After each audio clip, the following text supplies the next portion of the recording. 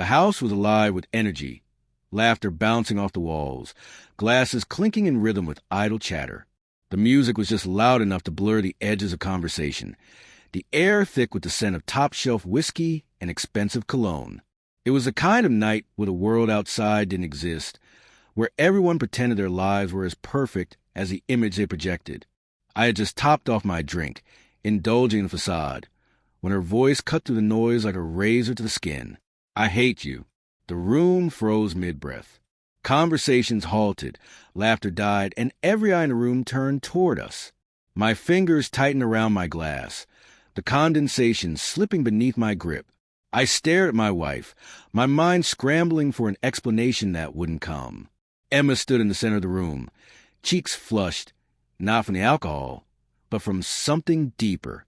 Anger, frustration, maybe guilt. For a moment, I was paralyzed, pinned under the weight of those words. It wasn't just a venom in them. It was the way she spat them, like they had been sitting on her tongue for months, waiting for the perfect moment to be unleashed. And she had chosen now.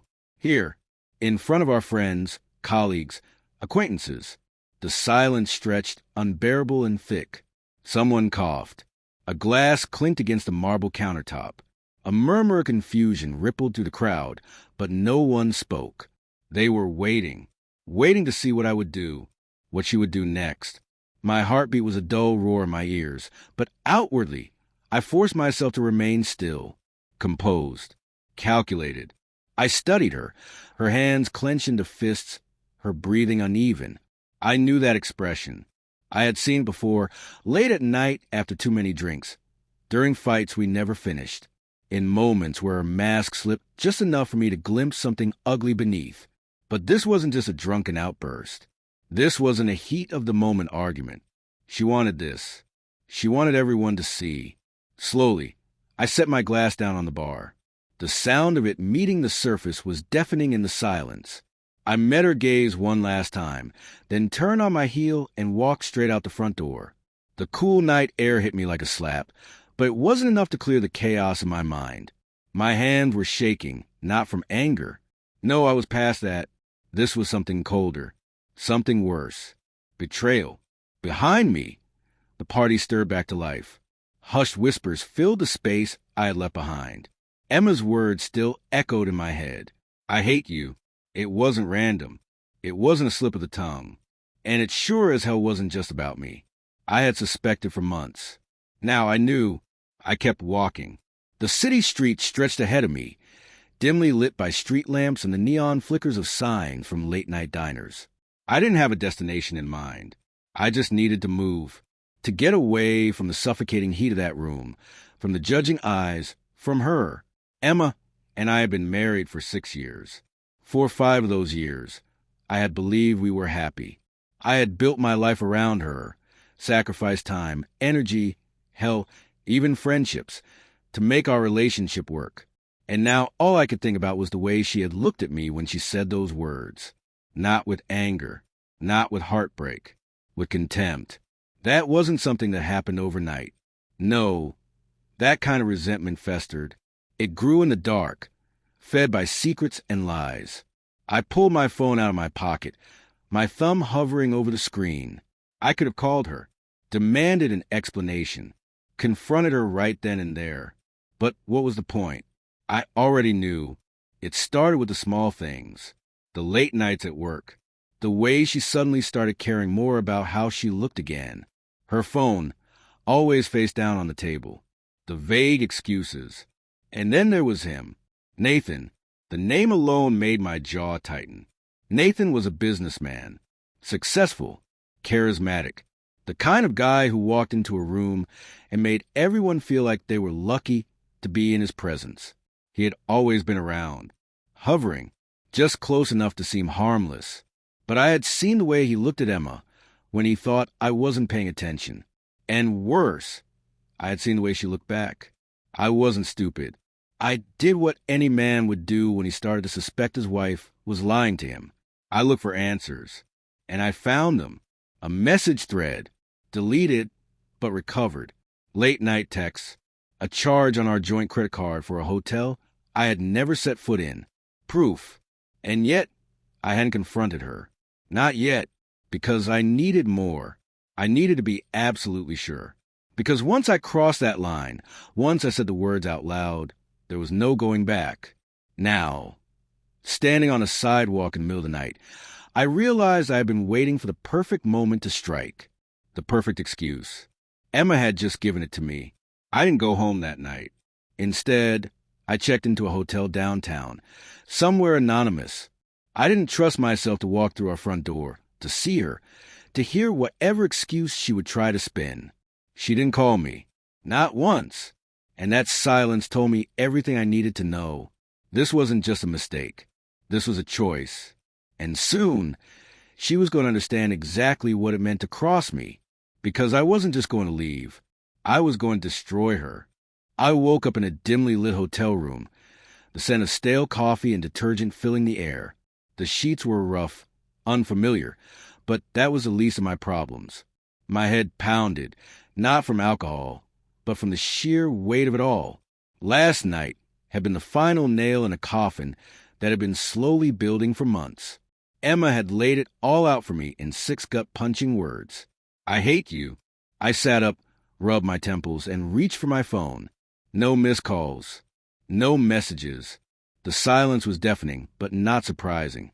Emma had always been cold when it suited her, but this was different. She wasn't scrambling to explain, wasn't rushing to do damage control. That meant one thing. She thought she had already won. I let out a slow breath, my mind shifting from grief to something sharper. She had underestimated me. By the time the sun crawled its way over the city skyline, my plan was in motion. First, I gathered everything I had, messages, transactions, timestamps. Every breadcrumb Emma and Nathan had left behind, every lie she had fed me while sleeping in my bed. I'd spent the last few weeks collecting pieces, but now I needed to assemble the puzzle. Her infidelity was one thing, but the money, that was something else entirely. Emma had been moving money, not in the usual way. No hidden credit cards or secret Venmo transactions. This was sophisticated, deliberate. Bank statements that didn't match. Wire transfers disguised as business expenses. Funds funneling into accounts that weren't hers, but were under her control. And Nathan? He was right in the middle of it. I had suspected she was planning for a divorce, maybe squirreling away cash, so she could leave cleanly. But this was fraud. And now, it was going to be her downfall. I took my time, making sure every document, every transaction was accounted for. I compiled a digital folder, neatly labeled, time-stamped, undeniable. Then I made copies, several, because when I burned Emma's life to the ground, I wanted to make sure she couldn't sweep the ashes under the rug. Next, the emails. I started with her company.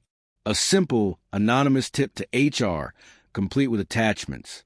Unauthorized financial activity, linked directly to Emma's account. Just enough to raise questions, just enough to make them start digging. Then, Nathan's business rivals. A few carefully placed leaks, a document or two landing in the inboxes of the right people. Nathan had made enemies in his climb to the top. He had stepped on too many fingers, and now they'd finally have something to use against him. And finally, the SEC, a formal complaint. With everything in motion, I sat back, my fingers drumming against the cheap wooden desk in my hotel room. I imagined the chain reaction, the slow collapse of everything Emma had built. By noon, she would get the first call. By nightfall, her world would be on fire. I checked out a hotel and headed to a small coffee shop across town, sipping a black coffee as the hours passed. I didn't need to be anywhere specific to enjoy the chaos I had just unleashed. It was already happening. At 12:37 p.m., my phone vibrated. A text from Emma. "Where are you? We need to talk." I smirked. She was starting to sweat. I let her wait. An hour passed. Then another. The next text came at 2:06 p.m. "Michael, answer me." Still, I said nothing. Let her twist in the wind a little longer. By 3:45 p.m., my phone rang. I let it ring 3 times before answering. "Michael," she started, her voice sharp, but laced with something else. Panic. "Where the hell are you?" "Out," I said simply. You just walked out of the party last night and disappeared? She snapped. Do you have any idea how that made me look? I almost laughed. Of course. That was what she cared about. Her image, not the wreckage she had left behind. Emma, I said, my voice calm, controlled. You should really be worrying about other things right now. There was a pause. A shift. I could hear the wheels turning in her head. What does that mean? She asked slowly. It means, I said, leaning back in my chair, that I know. Silence. Then a shaky breath. Michael, listen. You don't get to explain. I cut in. You don't get to twist this into something it's not. I know, Emma. About you. About Nathan. About the money. Her breath hitched. I have everything, I continued. Every text. Every bank statement. Every forged document. And as of this morning, so do a lot of other people. Another silence. Then, barely above a whisper. What did you do? I smiled. You'll find out soon enough. And then, before she could respond, I hung up. Emma had spent months keeping secrets. Now, it was her turn to be in the dark. Emma always prided herself on control. She believed she was always one step ahead, the smartest person in any room. But the thing about control is an illusion. And now, hers was unraveling in real time.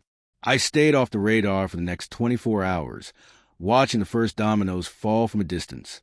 It started small, an email flag at her firm, a question from HR, a request for a routine audit.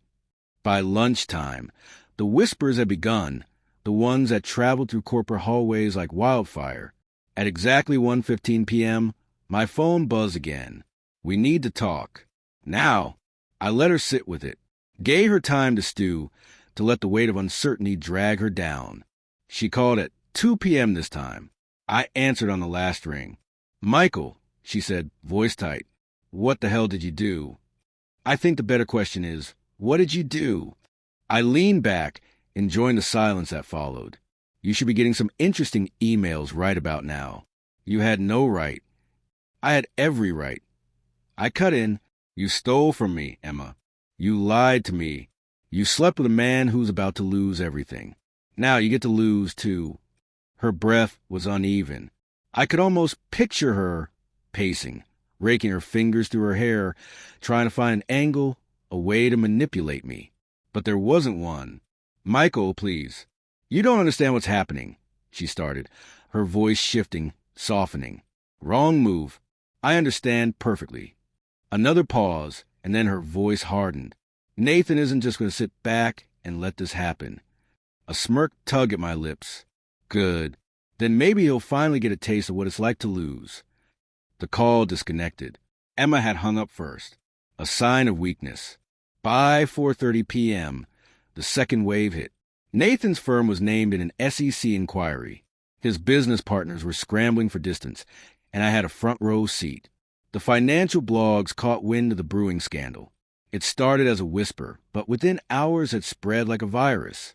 Executive faces allegations of financial misconduct. At 6:12 p.m., Emma called again. This time, I let it go to voicemail. At 6:30 p.m., another text. You don't know what you've done. By 8 p.m., she was at the house. I knew she would come. She was desperate now. The confident, put-together woman who once looked at me like I was nothing more than an obstacle in her life was gone. When I opened the door, Emma stood there looking like a ghost of herself. Smudged makeup, hair disheveled, the expensive dress she wore to the party now wrinkled, like she'd been sitting in her car for hours, debating whether or not to face me. Michael, she breathed, please. I leaned against the doorframe, arms crossed. You have 5 minutes. She swallowed hard, stepping inside. She didn't speak at first, just ran a shaking hand through her hair. I don't know what you sent, but my boss, he thinks I was involved in some kind of financial misconduct. I raised an eyebrow. You were involved, Emma. Her eyes were wide, desperate. No, it wasn't what you think. Nathan. Stop, I said flatly. Don't lie to me. Not now. Her shoulders slumped. For the first time, she didn't have a defense. No excuses. No carefully crafted manipulation. She knew she was caught. I took a slow step toward her. You spent months lying to my face. You threw away our marriage. And now you wanted to what? Save you. Tears welled in her eyes. I didn't mean for this to happen. I got in too deep, and I didn't know how to get out. I scoffed. You knew exactly what you were doing. Silence stretched between us. Emma wiped at her eyes, her breath shaky. What do you want, Michael? Revenge. I tilted my head. I already have it. She flinched like I had hit her. And maybe I had, just not in the way she expected. You should start packing, I said, my voice calm. By the end of the week, you won't be living here anymore. Her lip trembled. Michael, please. I lost everything. I smiled. Yeah, you did. And then I turned, walking away as she collapsed onto the couch in a heap of silent sobs. Tomorrow, everything she built would crumble, and I would be there to watch it burn. Emma's world was imploding, and there wasn't a damn thing she could do to stop it. By the next morning, the fallout was undeniable. Her name was splattered across the financial news, linked to Nathan's crimes, her credibility in shambles. The SEC was officially investigating, and rumors of potential indictments were swirling. Her phone was probably burning a hole in her hand from all the desperate calls she was making. To lawyers, to old allies, to anyone who could pull her out of the wreckage. But I knew the truth. There was no way out of this. At noon, I received an email from my lawyer. The divorce papers had been drafted, airtight and brutal. Emma wasn't just losing me. She was losing everything. The house, the assets, even the car she loved so much. I made sure she walked away with nothing but the weight of her own failures. And I wanted her to feel every second of it. At 3 p.m., Nathan was arrested. I watched it happen live on the news. The cameras caught him outside his office, flanked by federal agents, his normally smug face locked in a tight, expressionless mask. He didn't fight, didn't resist, just walked straight into the black SUV, knowing his empire was dust. The reporters were already spinning their stories. High-profile investor taken down in fraud scandal. Money laundering scheme exposed. Who else was involved? And right there, buried in the subheadings, was her name. Emma Carter. The woman who knew too much. By 5 p.m., she was at my door again. I wasn't surprised this time. I had been waiting for it, knowing this was a part where desperation kicked in. When people like her, people who believe they could always talk their way out of anything, realized they had no more cards to play. I opened the door slowly, let her see just how unaffected I was. She, on the other hand, was a wreck. Her clothes were wrinkled, her hair a mess, and her eyes, God, her eyes? Hollow. Michael, she said, barely a whisper. Please. I let the silence stretch between us before I finally spoke. For what? She swallowed, and for the first time, I saw something new in her. Not arrogance, not defiance, just fear. You don't understand, she said, voice shaking. Nathan, he's not going to take the fall alone. I smirked. Oh, I know. Her breath hitched. Michael, he has people. Real people. If he thinks I gave them anything. I leaned against the doorframe, crossing my arms. That sounded like a you problem. Tears welled up in her eyes. But I didn't care. Not anymore. I have nowhere to go, she whispered. Please. I don't need much. Just a place to figure things out. I tilted my head. You think after everything you've done, I let you back in? Her lips trembled. I made a mistake. I laughed, an actual full-bodied laugh. No, Emma, you made a choice, and now you're living with it. She let out a shaky breath. Michael, But I didn't let her finish. I took a step back and shut the door in her face. She didn't knock again, didn't scream or beg. She just stood there for a long moment, then turned and walked away. By midnight, Nathan had flipped. Reports surfaced that he was cooperating, giving up names, handing over evidence to cut his sentence. It didn't take a genius to figure out Emma was one of the names he had given them. By morning, she had officially disappeared from the public eye. No job, no contacts, no safety net, Just silence. I sat back in my chair, sipping a glass of whiskey as the final remnants of her world crumbled. For months, she and Nathan had believed they were untouchable, that they could lie, steal, manipulate, and never face the consequences. But in the end, I was the one who walked away unscathed. And I never looked back.